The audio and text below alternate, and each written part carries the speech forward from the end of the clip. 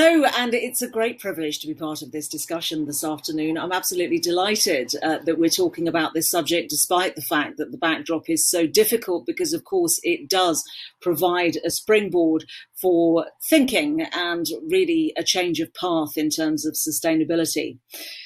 We know that the cornerstone of any sustainable change, any sustainable future, has to be within the energy sector. Without really any sort of dramatic transformation there, it is going to be very difficult to make progress. We know also that we've heard from the oil majors recently in the past few months announcing ambitious plans to become net zero by 2050.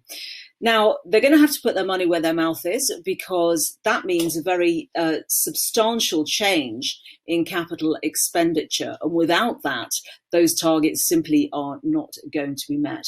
So why not turn to Saudi Arabia first and ask the country that produces just about 15% of the annual oil output how it plans to deliver on this future and what the vision is. So without more ado, allow me please to introduce His Royal Highness Prince Abdulaziz bin Salman Al-Saud, who is the Minister of Energy for the Kingdom of Saudi Arabia and has been in the job since September last year. So it's been a busy few months. Your Royal Highness, just if you would, put the recent months aside and explain what you see as the vision for the kingdom in this context of a sustainable future and this transformation of the energy sector. If I can get the camera right, yes. Well, first of all, I'm grateful for this opportunity. I certainly had a challenging 9 months.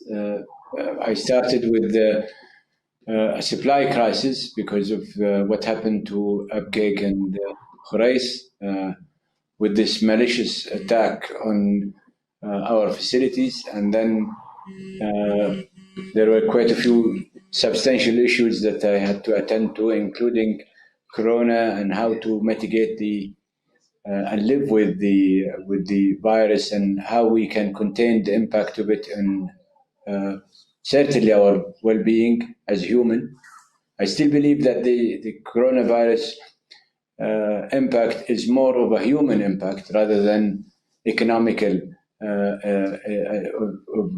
in terms of the first degree of impact.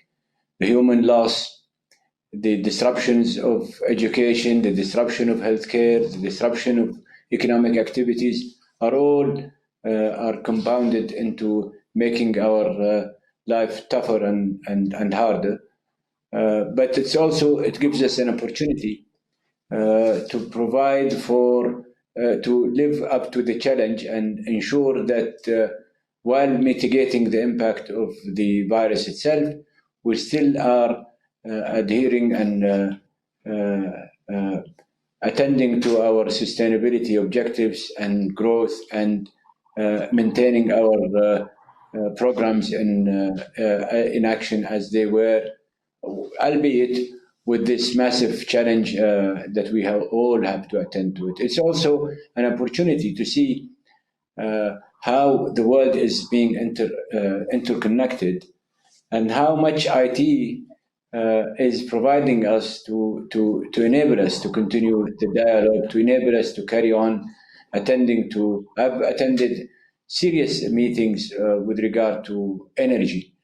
Probably the two most fundamental events that I've ever thought I would ever attend when it comes to bringing stability to energy markets, and they were done virtually. And that tells you a lot about how the transformation that had happened over the last few years, decades, and how much it is providing us with these abilities that were and enablers that were not in existence even a decade or two ago.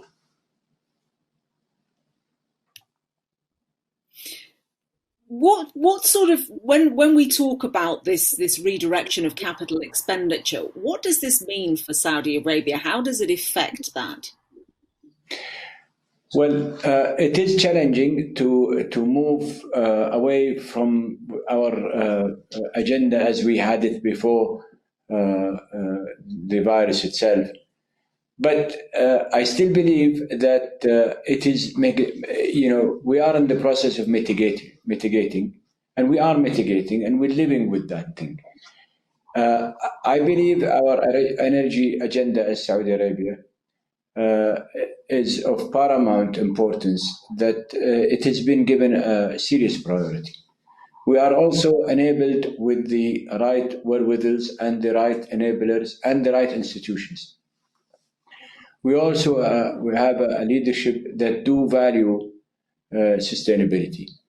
And also, because we are the host of the G20, we wanted to make sure that we use this platform to invigorate more attendance to what we are trying to do for ourselves, and being a member of the global scene, that we are working with others, prominent others, to ensure that we all move and direct our resources towards a common objectives, common goals, common programs.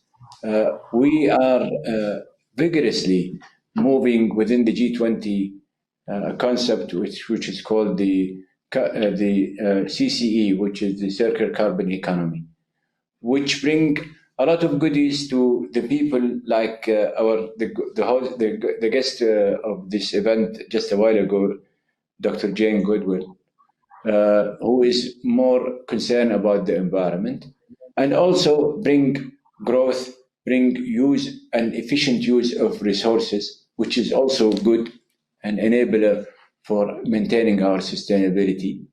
And it also mitigate environmental issues.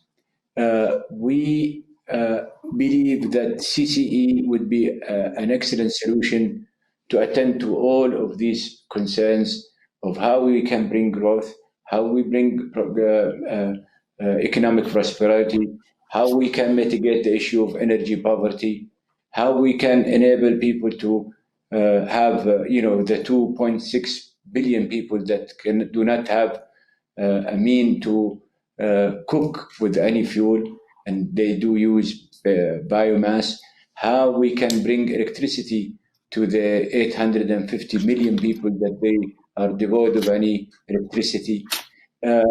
These are challenges. How can we attend to the issue of plastic and make plastic more usable, in fact, and mitigate the use of wood as a way for packaging, because we believe that reuse plastics is much more economical and actually more environmentally sustainable than having to cut trees and do damage to forestry and what have you. These are common challenges. What we are, as Saudi Arabia, we're trying to lead by example. We have a serious efficiency program. We have a serious program when it comes to our own domestic consumption of electricity. In 2030, we will be using 50% of our electricity will come from renewables. And we're putting our money where our mouth is. We will be very soon announcing a project on solar that will take the lead in terms of the lowest, probably the lowest, if not, I'm sure it will be the lowest cost of per kilowatt of electricity. We will be announcing it very soon. So we are not only producing electricity from solar, we are taking a record numbers, and we're making records, and we are willing to compete with a lot of people that would claim that they will do it better than it. Could you believe it? Saudi Arabia has a wind electricity, and we will be expanding on that. 50% of our electricity will come from renewables, 50% will come from hydrocarbon, but biogas. It will be the most efficient power sector in the whole world, and I'm willing to lay money on that. We have the most serious, most effective efficiency program which led the IAA to ask us to come and demonstrate it to many of these countries. We will have a more price reform program that would enable us to bring this energy sector to a level playing field with the various energy sectors across the world. So our competitiveness will be even seriously improved because we are pushing in terms of efficiencies at all levels, efficiencies of cost, efficiency of how we use our energy, efficiency of how we can even use our resource itself as a hydrocarbon.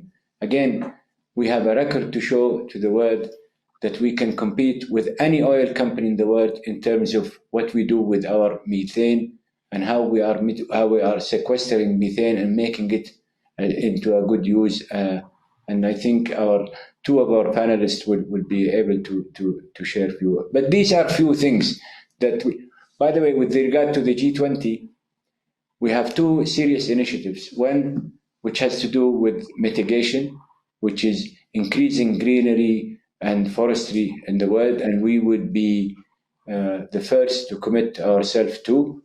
And one which has to do with adaptation, which is how to improve the coral on the seabeds.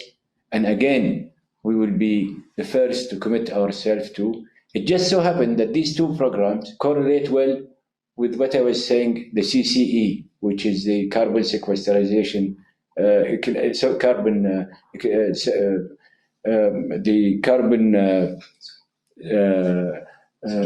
circular carbon economy, which again looks for all the choices and all the alternatives to ensure that we use energy in the most economical, sustainable way possible. Thank you very much indeed.